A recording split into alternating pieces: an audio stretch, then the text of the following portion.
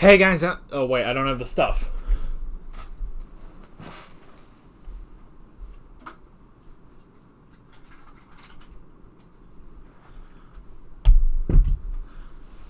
Alrighty. Hey guys, Alex from Sun with Our Films back again with My Hero Academia. Sorry about that, I always forget the stuff. It's because, like, most shows that I do nowadays don't have stuff on the table, so... Last time on My Hero Academia, we had One's Justice, where basically, Tokoyami was going with Fat Gum to seal off some of the other exits, and actually had a brief encounter with Re-Destro, and managed to force him back, which was pretty cool. Part of that, though, was because Re-Destro's automail, I guess, is not up to snuff, and Dark Shadow was able to overpower that. But the main thing was Hawks was dealing with Twice, and Twice was dealing with this betrayal, and he wasn't dealing particularly well. Hawks was keeping him pinned down until Dabi came in, and then he was taking on both of them, and Twice managed to get one clone out in order to save Toga and Mr. Compress, but that was pretty much it. He was dying, and yeah, I am pretty much positive he's dead. So yeah, Hawks killed Twice, which is crazy, and it was this big emotional thing. I mean, for a villain, this big emotional moment, you know? But yeah, it was great. I'm gonna miss him. I'm definitely gonna miss him, but yeah. So that's pretty much it. So, like always, the reaction is down in the description and in the pinned comment for your viewing pleasure. So let's go ahead and jump right into this episode of My Hero Academia. Here we go.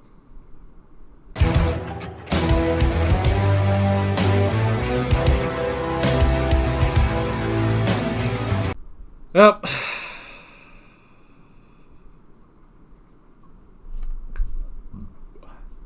you know the thing, though. The thing, and I've kept saying this. Even with all of this, remembering his family, his sister, how he was betrayed, he remembers, he remembers, as he put it, his sister being a child, you know? He remembers how caring his mother was, how cruel his father was. He even had a vision of Nana Shimura in there as well.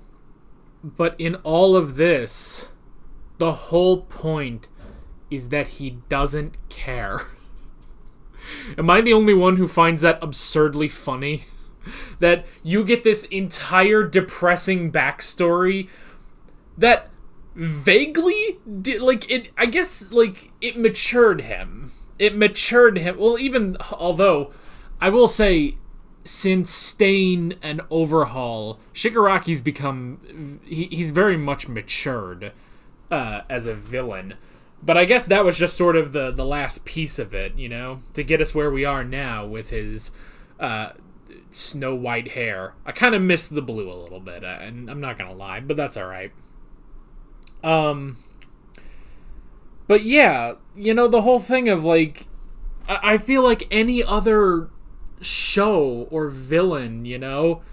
I mean, like, that's also the thing I say about the other people in the League of Villains, that specific group, is that, you know, you'll have villains with such crazy backstories that you have to go over like crazy, and you see how it involves their character and how this is why they do all that they do, and it's like, yeah, but at the same time, I don't know, gamers. It's just kind of Shigaraki's whole thing. It's been his thing since season 1. It's just, I don't know, gamers.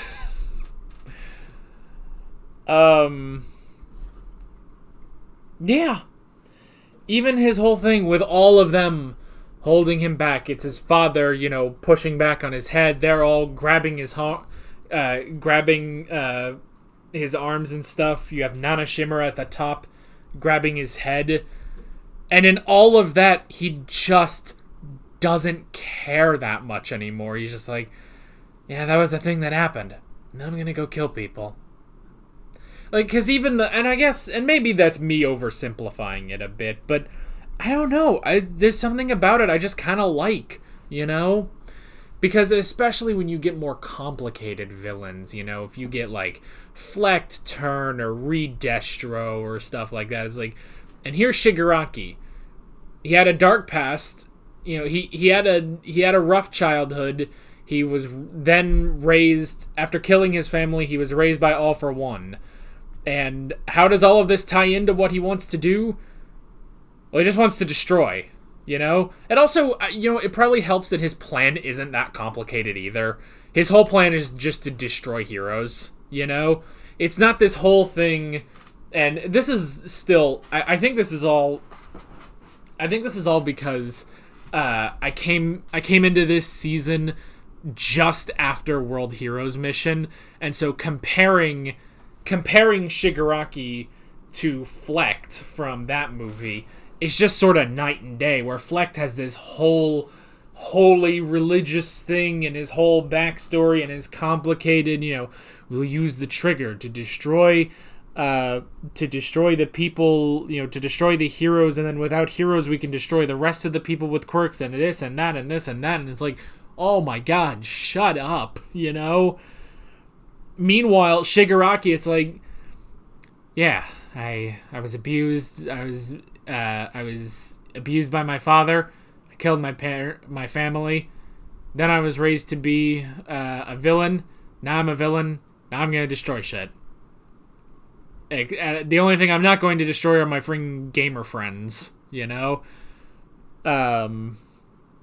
So yeah, and here's another person who we can make a comparison, not just to Fleck Turn.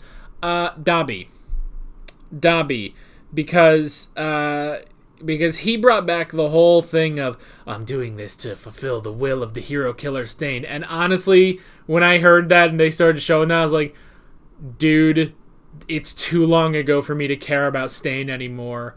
I have seen too many better villains than Stain, you know? And Stain, I liked Stain, but maybe one problem is within the past year or so, I've shown my hero to someone, and they did not like Stain, and some of those things they talk about just sort of ring in my ears a bit.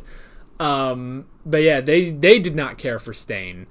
And while I'm okay with Stain, the whole thing is, I mean, since then, the whole thing with, like, Overhaul, I really, really liked Overhaul. And Overhaul was a bit complicated, but he was a bit, you know, he was a bit more interesting before, you know, the final battle.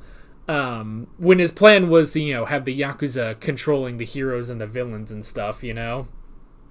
But then you get Shigaraki and how he's matured, and Gentle was such a great villain as well. Gentle is still my favorite villain. Even All for One, who again, all of this is still based on All for One, who himself is a simple villain, you know? Because he's kind of like Palpatine, where it's like, why is Palpatine evil? Because he's a Sith Lord. We don't really know. We don't know too much about it. We just know he's a Sith Lord. And yes, Palpatine has, you know, grand plans, you know, through the Clone Wars, pitting sides against each other until he comes out on top. But at the same time, Palpatine, why does he do this? He's a Sith. I don't know. Why does All for One do this? Because he can. Because he can, and his power allowed him to, you know? That's literally the backstory we got on that, is why does he do this? Because it's fun, you know? It's fun messing with people, basically. He literally, like, even though, yes, he has some of these grand plans of, you know, being the number one villain, and even to get his successor and everything, but at the same time, like, it's actually quite simple, really, you know? It's actually quite simple, really. It's just, why is he evil? It's fun. Why is Shigaraki evil? Really? Really? Why is he doing what he's doing? Because he wants to. Now, why is Dabi doing what he's doing? Well, he wants to carry out the will of the hero killer Stain, where we will have to make this whole commentary about society and how we live it and stuff. And I don't know, am I crazy? Am I crazy? Because I guess Shigaraki talks about that. But at the same time, it really just does boil down to... I mean, it's also the same thing from Season 1, you know? When All Might's like, oh, all you villains, you try to make your actions sound noble, but you're just a lunatic. And Shigaraki's like, you got me there, you know? And yes, I know he's very much matured since Season 1. But at the same time,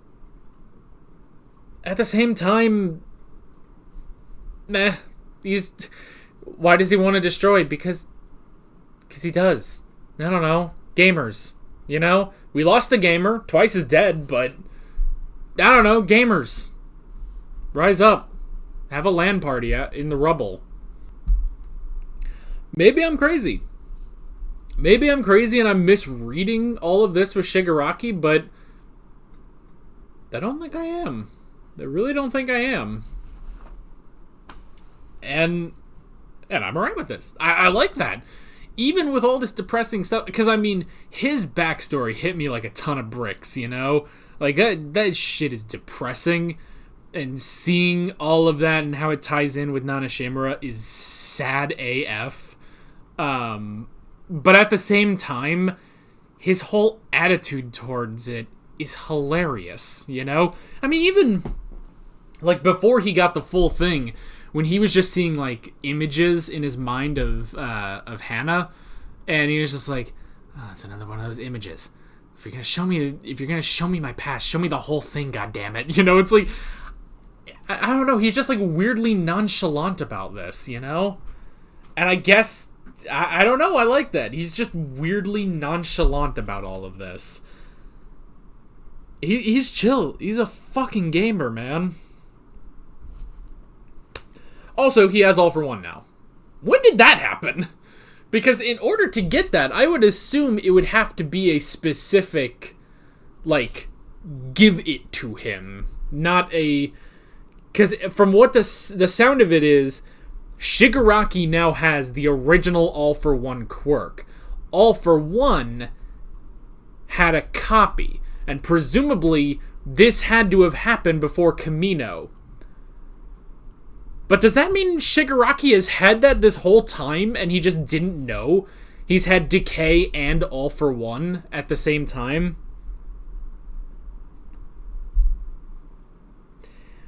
How does All For One work? Do you have to make physical contact in order to take a quirk? Because if you do, would that not conflict with the Decay? Or maybe it takes a quirk... Maybe it takes a quirk and kills the hosts at the same time. Maybe, because he doesn't deactivate it. I mean, unless it would still work if he had... Because he's been wearing, like, a glove to cover up his last two fingers. So maybe that would work. I don't know. I assume it would. I don't know. That's a good question, though. But yeah. So the regeneration quirk that the Doctor had, he gave to All For One. Then he made a copy of his original quirk for himself. Then All For One gave the All For One quirk to Shigaraki, and he had a copy of it. But I'm assuming Shigaraki does not have any other quirks. Like, he didn't get passed on a bunch of stuff from All For One before Kamino Ward, because otherwise he would have been using them this whole time. And if you don't know you have All For One, then I guess you don't, like, nothing happens. If he didn't know he had that, then nothing would have happened. He would have only been using his Decay. I don't know. Basically, I'm trying to think of, like, you know, when he fought Re-Destro, it seemed he only had Decay, but I guess he had All For One at the same time. At least I assume. Unless there's been some Hergisburgers since then. I don't know. Well, if the Doctor has a regeneration quirk, then you can definitely scream in his ear for a little bit, Mike. But yeah. Oh, and the Laser Eye guy is... That dude's dead. There's no doubt about that. That dude's dead, so... You know what's interesting, too? Hawks mentioned that he couldn't when they did background checks on all the villains, the only two they couldn't find anything on are Dabi and Shigaraki. Shigaraki makes sense because I would imagine All for One would have covered all of that up. Dabi, on the other hand, nobody knows who Dabi is, but he said his name. He said his name to Hawks. Okay, so are we all convinced that he's Shoto's brother? Like, can we all just assume this? Because let's all face it, we've all kind of assumed this for a while. And, yeah, are we all just, especially with that little moment there, it's like, are we all just gonna stick to the theory that he's Todoroki's brother, you know? Because they've talked about, oh, Toya, you know, what happened to him, so he got burned, I guess. But yeah. But he said his name to Hawks, but we couldn't hear it, like C2's name. So, do you guys enjoy that I can reference Code Geass now? I've been watching it in my own time without doing a video, and I've really enjoyed it. You folks missed out, though. I would have been going ballistic every episode. That show is fucking crazy. I love it, but yeah. But I can make Code Geass references now. Anyway. So yeah. And you know, when I talk about gamers and stuff, Dabi's not really a gamer. He's always just been here for himself. He's a loner, but he's here to carry out Stain's will. That's my best Dabi impression. I can't really do it. That man has such a distinct voice. It's hilarious because you honestly wouldn't think of that voice for him or Zeke Yeager on Attack on Titan, but he does it pretty well. I really like him, but yeah, so... But he was like, oh, I'm not really sad that Twice died because he was my friend or anything. I'm sad because I was going to use his quirk to bring the world that Stain wanted. And it's like, oh my god, shut up. You're no gamer, you know? You're no gamer. And maybe that's, again, why I really like Shigaraki is because, yeah, the bond he has between that original group, him, Twice, Toga... Compress, Spinner, all of them, even to an extent Dabi, like, it's just, I like that. He has, you know, he killed his original family, but he has a new family. He's got friggin' gamers. So yeah, I don't know. Something about that with Shigaraki I just really, really like. It's like, he's depressing, like, his backstory, no doubt, is depressing. But just the way he carries himself is just so fascinating, especially for a main antagonist, you know? For a main antagonist to carry himself like that is so interesting, you know? And now he's awake, granted. Well, no, he's awake and he's close to Deku, but... Let's all face the facts, too. I don't think this is the final season. They would have announced if this was the final season. But, yeah, I don't think we're close to getting done with My Hero. So, I don't even think the manga's done, though. So, yeah, it's going to be a while. Plus, Midoriya still has a bunch of quirks to unlock with his friggin' crazy, you know, crazy luck bag of quirks that he just can happen upon now. Anyway... I guess that's it. As a side note, unrelated to everything else, Crunchyroll. Good service. Unfortunately, they don't have subtitles for English dubs. Funimation did do that for all their shows. And what I'm talking about is not the English subs for the Japanese version, because that is a different script to the English dub. I'm talking about subtitles for the English dub. Funimation had that. Crunchyroll apparently does not. So that's a knock against Crunchyroll. However, their website does not suck anus. So that's a point to Crunchyroll. So I guess it all evens out. But that is basically it. With all that being said, I'm Alex from 7th Hour Films, and I will see you guys next time. Take care. Alright guys, thanks for watching this video. There's a bunch of links on screen if you want to go click around any of those. There's a playlist for all of my Hero Academia reactions, as well as another video you can go click on if you want. There's also a subscribe button and a Patreon button on screen, as well as other links in the description if you want to go check out any of those. See you guys later.